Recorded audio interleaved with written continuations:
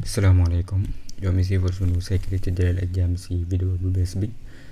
tey dinañ ko def comme abi yeesal ci Ubuntu bi ak wax yenn problème yi nga xamante ne doon na tase ak yenn gars yi ak buñ pare nan la ñuy def pour réyal écran bi ci VirtualBox bi ba mu fees écran bi. bu dee problème yi nga xamante ne am nañu ko gisoon comme lu mel ne bu ñu installé dañuy tase benn problème mu naan leen mu leen installé benn operating system ci VirtualBox bi ndax dafa am ndax kii bi dafa désactivé wu li yore wàllu virtualisation bi dafa désactivé wu. loolu boo ko bëggee dindi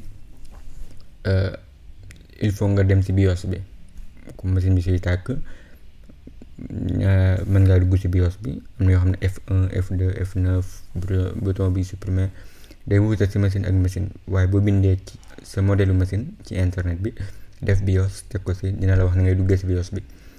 boo duggee ci BIOS bi da nga gis foo xamante ne affaire virtuelle dafay wax da ko désactiver nga activer ko. boo ko activer nag après da nga mën a installer ci VirtualBox bi doo am benn problème.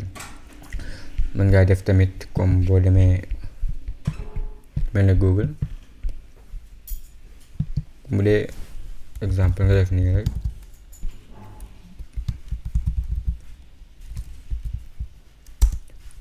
comme boo bindee sa modèle machine bi teg ci virtualisation di nga gis nan la ñu wax la nan nga koy activer. da nga ci gis ay photo wala nga def vidéo mu indi la ci ay vidéo. bu dee xamoon nga ni ni installer VirtualBox bi ak ci vidéo yooyu jàll ak ni ngay installer tamit ni ngay télécharger version Ubuntu version 18 bi lañ télécharger woon.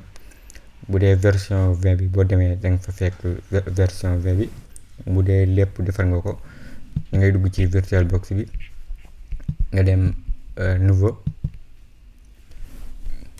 nga jox ko nom ni def suivant nga xool li nga koy jox si RAM comme ni nga ko doon defee def suivant créer benn disque suivant ngay def ba mu laaj la ñaata nga soxla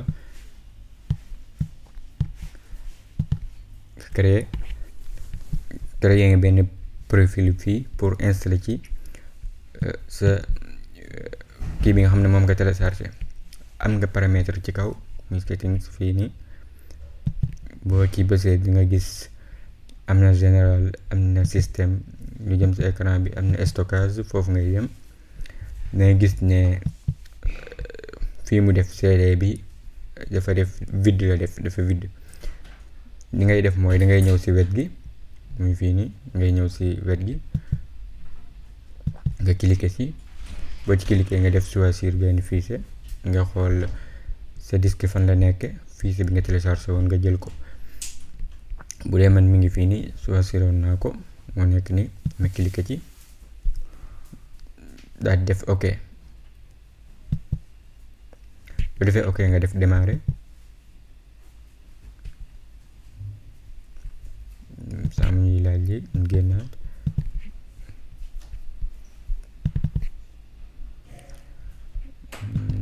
ma fay ko. boo defee paramètre ci disque bi da ngay def fii da nga koy coché live CD DVD fii da nga koy coché pour mu bañ laa laaj loolu rek. après nga def ok nga def démarrer comme automatique day gis CD bi wala ISO bi saa nga koy wax fan la nekk. contrôle C boo bañee mu analyser fichier yooyu. bu dee mën na sëkk nag bu ko analyser ba mu jeex tamit mën na see bañ a gis benn problème.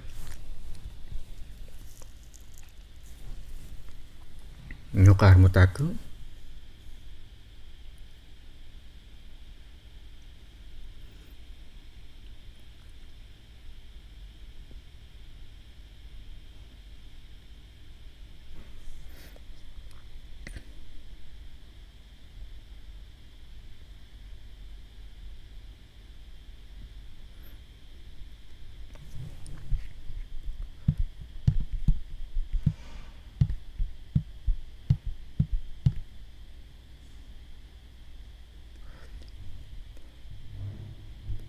nekk nii nga xaar tuuti dina laaj ba xam dangaa bëgg a installer wala dangaa bëgg a tester. comme yu njëkkee nun daan def dañuy installer automatique nga dem français bu dee moom nga bëgg a jël langue bi ngay tànn foofu. bu dee comme ñi nga xam ne arabe la am na arabe ci suuf boo xoolee anglais bi. après nga def installer Ubuntu.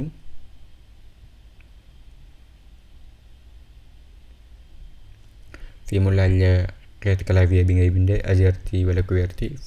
bu dee français wala anglais français lay bindee ma def continuer. fii mu laaj la ba xam installation normale nga soxla xam te ne ay lépp day mat sëkk lu jëm si logiciel yeeg lecture multimédia yeeg yëpp day ñëw wala minimal nga soxla. minimal mooy gën a tuuti bi leen soxla. fii am nga pour boo bëggee télécharger mise à jour yi buy installé comme boo ko installé bu dee am nga connexion mu télécharger wala ko. man soxla ma ko damay dem désactiver bu la neexee nga décoché fii bu la neexee tamit mën ngaa désactiver boo ñëwee fii si suuf da nga gis ñaari machine yi nii nga def clic droite déconnecté ko mooy machine bi amatut connexion day mel ni amatut connexion. bi si kaw laay jël def continuer.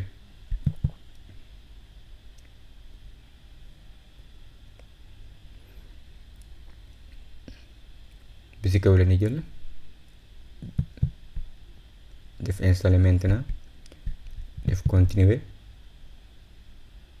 fii mu laaj la fan nga nekk yaa xool fi nga nekk nga def ko fa man nii laa koy bàyyi defal continuer.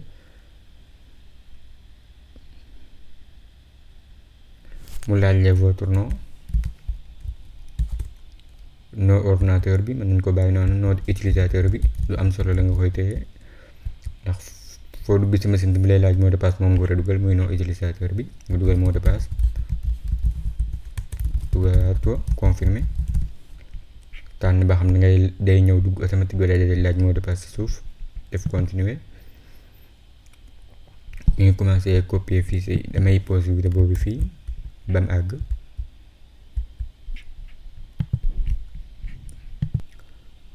egsi na boo xoolee presque ay 5 minutes ak yooyu la diire. mën ngaa def redémarrer maintenant waaye dañ koy fay wala ci kaw fii nii xonq bi wala nga ñëw si fii si kaw tëj ko wala nga bës fii ñaar yëpp benn la nga def ok. lu tax loolu pour ñu dindi CD bi demal paramètre boo fi ñëwee am nga yeneen yoo xam ne mën nga ko fee def comme changer tur bi ak yeneen installation système yu jëm si système bi processeur yeeg yooyu yu jëm si écran yi yu bëree ngi nii yoo xamante ne waaye boo duggaatee si CD bi mën ngaa bës fii ni bësoon nga def remove muy supprimer CD bi mu demaat vide nga def ok. léegi nañu taal sunu machine.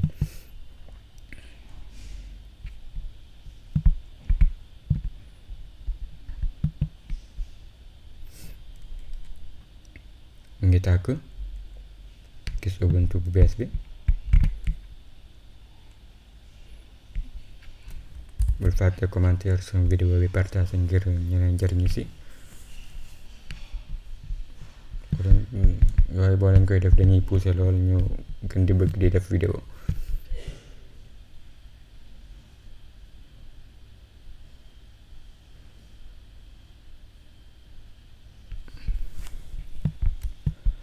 ok sunu installation mën na ñu bës dugal sunu mot de passe.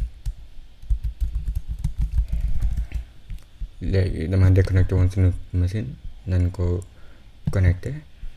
bala ñuy jàll buñ demee mu tàkk machine bi tàkk ñu def buñ demee paramètre mooy fi ñu ko déconnecté woon mën nañoo ñëw fii ni réseau li mu tàkk moo tax waaye fii ngay décoché rek bu fayoon am nga yu bari am nga ay façon am nga naat am nga brise ak yeneen naat bi boo ko defee mooy connexion bi day créer benn réseau boppam boo xamante ne du bokk ak day mel ne du bokk ak connexion bi muy connecté ci machine bi ñaari réseau yoo xam ne yu wuute la. bu dee da nga bëgg comme même adresse IP bi xamante ne bi nekk ci machine bi moom nga bëgg mu nekk fii xam day mel ne ñaari ñooy bokk adresse IP bi ñooy bokk même connexion bi mën ngaa dem brise boo ko defee bridge nga tànn ban réseau nga yore fii def ok. waaye li gën moom mooy nga bàyyi ko NAT. am nga NAT network bu dee nga bëgg créer sa réseau bopp, waaye ñun NAT bi soxal. mën ngaa def ok, machine bi tàkk na, defal passé, suivant, non, suivant, terminé. léegi agsi na. nan lañ def pour royal ko? di si njëkk nañ ko update ba pare. sudo apt yëpp bi ngi ci, nga dugal sa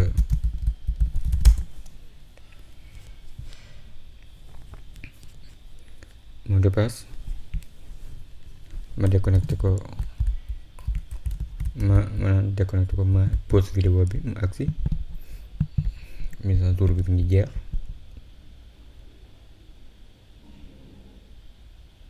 man ngaa def tamit apt dist upgrade da neex après. léegi lan lañ war a def pour ñu installer wala pour suñu écran bi rëy. buñ ko rëyaloon nii da nga xam ne nii rek day toll. pour mu rëy mën nañoo dem device ci kaw, comme bu ñëwoon view ñëw ci suuf a suuf, mën nañoo jël benn taille fii nii pour yokk écran bi. leen dem device def insérer guest addition bi la ñuy insérer. na nga mise en jour ba pare def lancer. lii la lay indil boo insérer nga def lancer, dugal sa mot de passe, entrée, nga xaar.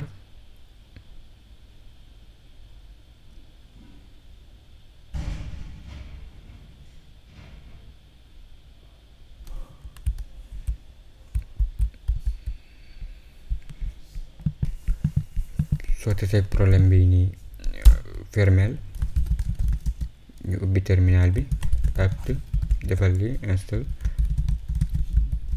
VirtualBox guest utile VirtualBox guest xms. bindal loolu, def entrée,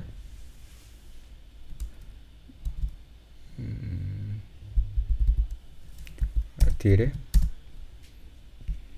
oui,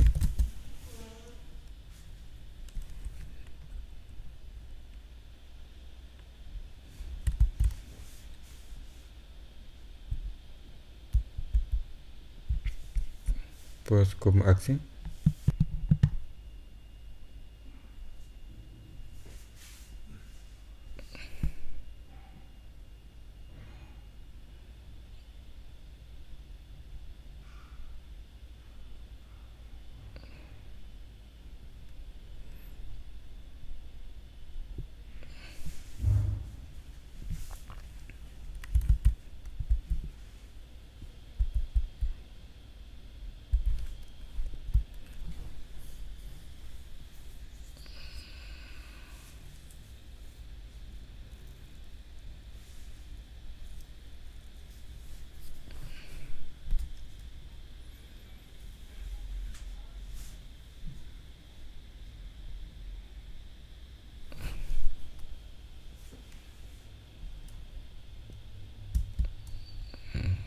nga xaar tuuti kon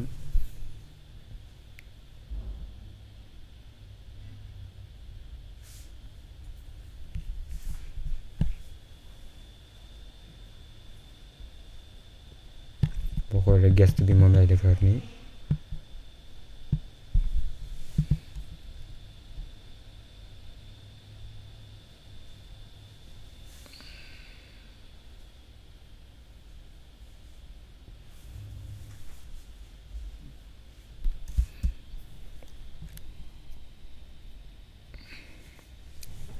wala boo defoon device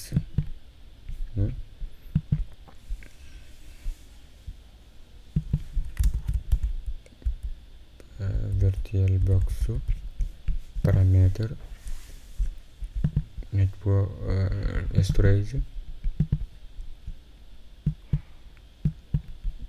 dindil CD bi bu widd ok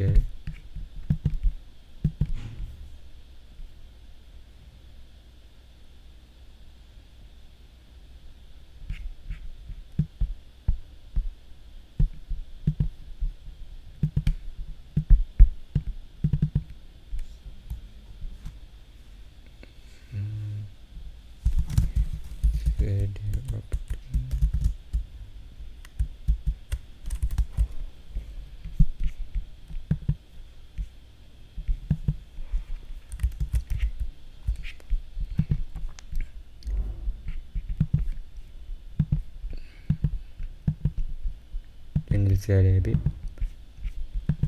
redémarrer machine bi.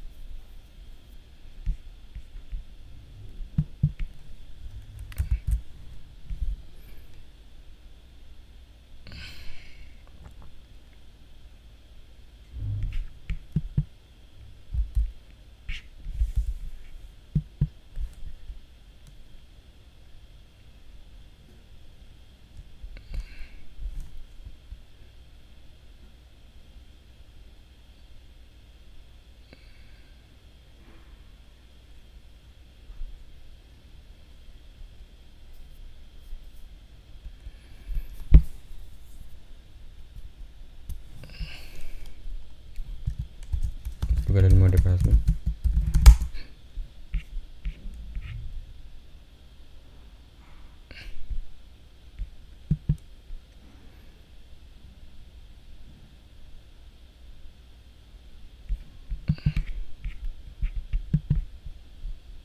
boo defee view léegi gis nga ji mën nga ko dollee ndax boo xasee ba installé ñaar yooyu rek du ko jarati muy kii bi. ma defee leave path fii su ma installé apt install virtual box guest tkms ak virtual box utile bi ni ñaar boo ko installé rek da ngay redémarrer du jarati ngay def kii bi. léegi-léegi mën ngaa ñëw fii nag installé ko automatique mu kii kernel bi sans mu lay laajaat ngay installé yooyu. su ma ñëwoon view léegi fii tànn benn fii bu gën a mag comme ma jël 280 720 bi su ma ko jëlee gis nga machine bi léegi ni mu toll. mën ngaa tànn bu gën a rëy yaa xool comme noo ko bëggee. fi mu toll nii boo xoolee virtual box bi mag na fi mu toll nii bu la neexee mën ngaa tànn si choisir yi def contrôle F pour mu réyal ko lool wala L bi ni muy toll yaa xool bu la neexee nga bàyyi ko nii. bu la kiiyee tamit mën nga installé kii bi boo ñëwee virtual box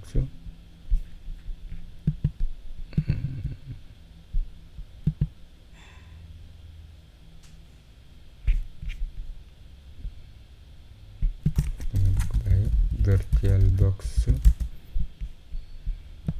org fii laa jëm. boo defee download bu la neexee xam nga def plateforme bi mën nga ko jël virtual box plateforme bi boo ko télécharge kon def ok nii danga xool 10 méga la.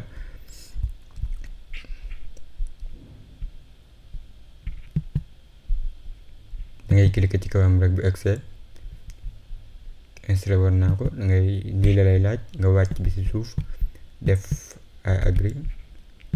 après mu installé ko pour lan la pour boo bëggoon comme boo defee clé ba virtual box mën koo gis comme mën ngaa branché clé ñëw ci kaw devices ñëw USB nga xool ban USB la boo ko bësee automatique day lire ci kii bi. bu dee téléphone tamit noonu ak disque dur rek yooyu yëpp mën nga ko fee lire.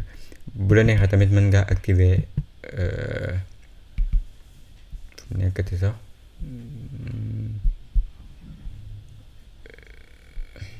mën ngaa activer kii bi drag and drop bi nga def ko ñaar yëpp ak charge tamit nga def ko ñaar yëpp. bu njëkk bi li muy njariñ comme mën naa jële ci machine bi comme su ma ubbi woon fii nii ci biir edit bind texte bu ma bindoon benn texte mën naa koo couper ñëw sama beneen machine bi coller ko fi. bu dee drag and drop bi lu muy jëriñ mën naa jëlee dara envoyé ko fii comme mën naa ñëw sama si biir machine bi nii comme exemple nekk si permission comme bi ñu jëloon wala permission bi comme mën naa jëlee fii dara vidéo comme mën naa jëlee benn fichier xëcc après boo ko bàyyee dina dem wala nga mën nga koo copier tamit bu la neexee mën nga koo copier boo coller fii mu daal di ñëw. kon lii moo nekkoon vidéo bi di sàkku si yéen ngeen abonné suñu chaîne YouTube bi partage vidéo yi ngir ñeneen jëriñu si. Wasalaamaaleykum wa rahmatullahi wa barakaatu.